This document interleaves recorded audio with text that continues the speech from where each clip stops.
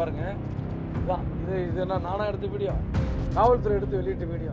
ஒன்றிய செயலாளரை இரும்பு ராட வச்சு அடிக்கிறான் ஒரு பையன். பாட்டாளி மக்கள் அனுமதிக்க மாட்டார்கள்.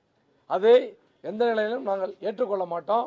அது மட்டும் இல்லாமல் நேற்று பாலுன்னு ஒரு தம்பி, ஒரு வழக்கறிஞர், என் மீது நானும் அண்ணன் ஜி.கே. மணி அவர்களும் ராஜினாமா செய்ய வேண்டும் என்று சொன்னதாக நீங்கள் வரும்பொழுது கேள்வி கேட்டீங்க.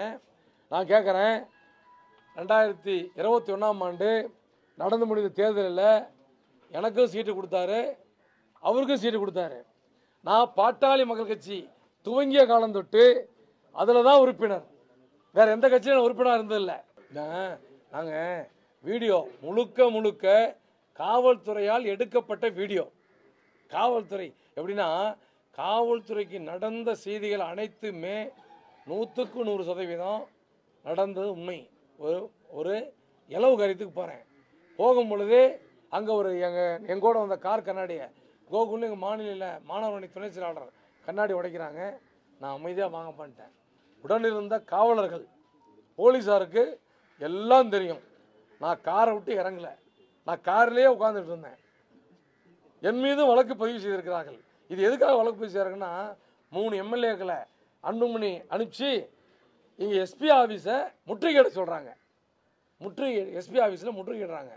எஸ்பி ஆஃபீஸில் எந்த வேலையும் செய்யக்கூடாதுன்னு சொல்லிட்டு மேட்டூர் எம்எல்ஏ சதாசிவம், விழுப்புரம் மயிலம் எம்எல்ஏ சிவகுமார், முன்னாள் எம்எல்ஏ கணேஷ்குமார், இந்த மாதிரி ஆளுங்க எஸ்பி அலுவலகத்தை முற்றுகையிடுறாங்க. இவர்களுடைய மிரட்டலுக்கு பயந்து காவல்துறை ஒருதலை பட்சமாக வழக்கை பதிவு செய்கிறார்கள். உண்மை என்ன என்பது எல்லாம் தெரியும். கொடூர ஆயுதங்களை கொண்டுட்டு வந்து என்னை கொலை செய்ய வருகிறார்கள். கொடூர ஆயுதங்கள் கொண்டு என்னை கொலை செய்ய வருகிறார்கள். கொலை செய்யும் போது என்ன சொன்னா, டேய் அன்புமணி உன்னை கொல்ல சொன்னாரா, இன்னையோட ஒன்று முடிக்கணும்னு சொன்னான்னு சொல்லிட்டு நான் பத்திரிகையாளர் செய்தி போடுறத சொல்லியிருக்கிறேன். இப்படி சொல்லி நான் அந்த காரை விட்டு முழுக்க நான் அந்த வீடியோ நான் எடுக்கலைங்க, காவல்துறை எடுத்த வீடியோ. காவல்துறை தான் வீடியோ எடுக்குது. அந்த வீடியோவில் நான் காரை விட்டு இப்படியே காரில் உட்காந்துட்டு இருக்கிறேன். என் காரில் கழுத்துக்கு போடுறான், என் காருக்கு வெளியில் கத்தி எடுத்து வெட்டுறான். அப்போ கூட மாவட்ட செல்லும் மாதிரி, நடராஜன் மாதிரி, என்னுடைய கதிர் ராஜரத்னம் மாதிரி மாவட்ட செயலாளர்கள் தான் குறுக்க விழுந்து அதை தடுக்கிறாங்களே தவிர நான் எதுவுமே பண்ணல. நான் இப்பவும் சொல்கிறேன், காவல்துறை உரிய நடவடிக்கை எடுக்க வேண்டும். உண்மையான குற்றவாளிகளை சென்னையில் ஒரு முக்கியமான ஒருத்தர் பதுக்கி வைத்திருக்கிறார். ஒரு முக்கியமான ஒருத்தருடைய கட்டுப்பாட்டில் முக்கிய குற்றவாளிகள் 10 பேர் அங்கே இருக்கிறாங்க. அவர்களை கைது செய்ய வேண்டும். பாருங்க, இதுதான் இது நானா எடுத்த வீடியோ, காவல்துறை எடுத்து வெளியிட்ட வீடியோ. எங்கள் ஒன்றிய செயலாளரை இரும்பு ராட வச்சு அடிக்கிறான் ஒரு பையன்.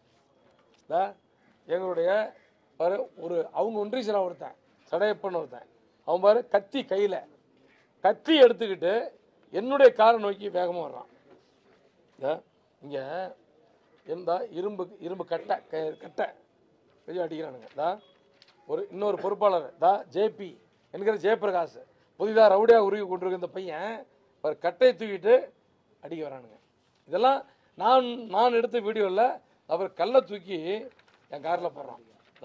நான் உட்காந்துருக்கிற காரு, அதில் கல்லை தூக்கி போடுறாங்க. இந்த பாரு கல், நான் உட்காந்துருக்கிற காரு, அந்த கல்லை தூக்கி போடுறாங்க. இன்னொரு பையன் மணிகண்டன் ஒரு பையன் கூட வந்த பையன், நம்ம மாநில மகளிரினுடைய துணை செயலாளர் தங்கத்தினுடைய மருமகன், அவன் வந்து தடுக்கிறான். ஆனால் முடியல, அதுக்குள்ளே கல்லை தூக்கி போடுறாங்க.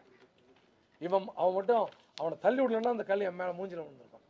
இந்த மாதிரி செய்த கொலை பாதகர்கள் நான் அல்ல, ஐயா சொல்லி நாங்கள் செய்யலை, யாரோ ஒருவர் சொல்லி இவங்க செஞ்சாங்க.